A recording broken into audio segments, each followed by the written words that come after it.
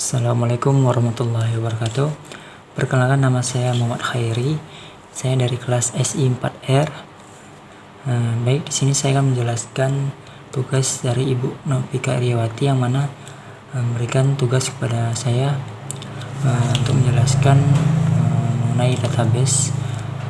Nah, di sini kita lihat pada slide pertama itu ada pengertian database. Database adalah kumpulan data yang disimpan di dalam komputer untuk memudahkan pengguna menemukan data. Nah, di era sekarang ini sungguh sangat berpengaruh ya sistem komputer pada kehidupan kita saat ini. Contohnya dengan database, yang mana tujuannya untuk mempermudah pekerjaan manusia, mempercepat sekaligus untuk membuat efisiensi dalam pekerjaan manusia. Yang kedua ada file dan tabel. File yaitu kumpulan semua kejadian dari suatu struktur record.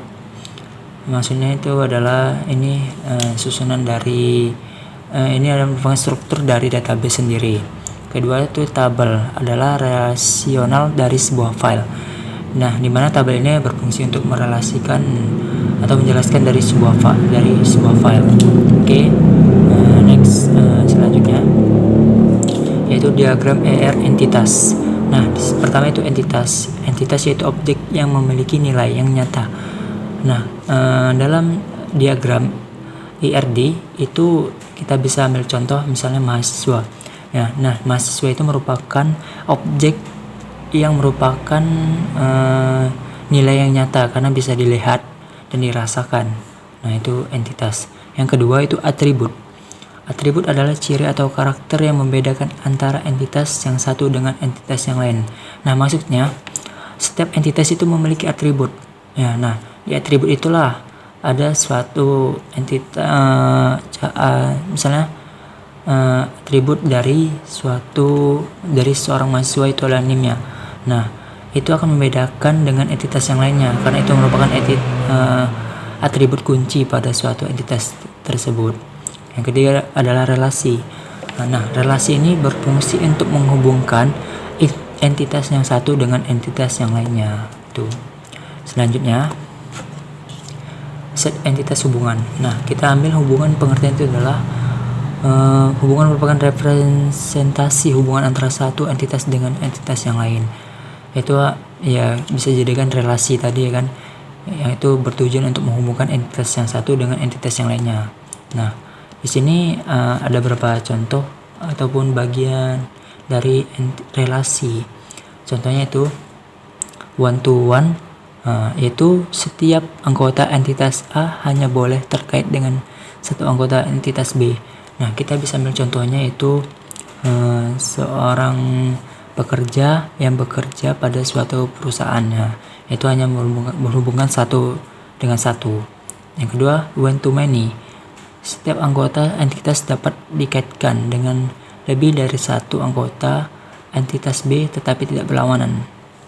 Nah, kita bisa ambil contoh misalnya seorang guru mengajar dengan banyak mahasiswa, itu dia.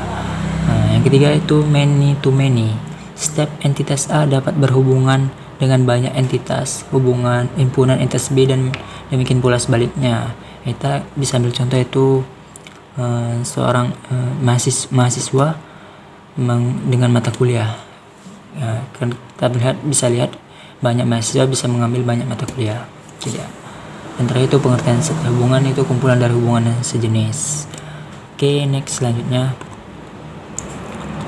fitur-fitur tambahan pada ERD, yaitu pertama itu batasan key.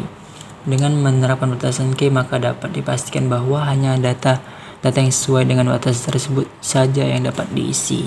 Nah, maksudnya di sini kita bisa lihat dari kalau kita sebelumnya kan sudah mempelajari database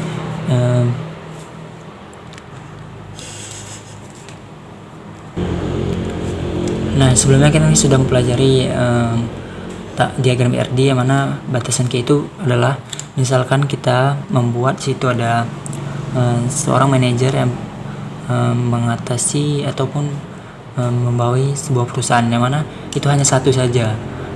Itulah contohnya.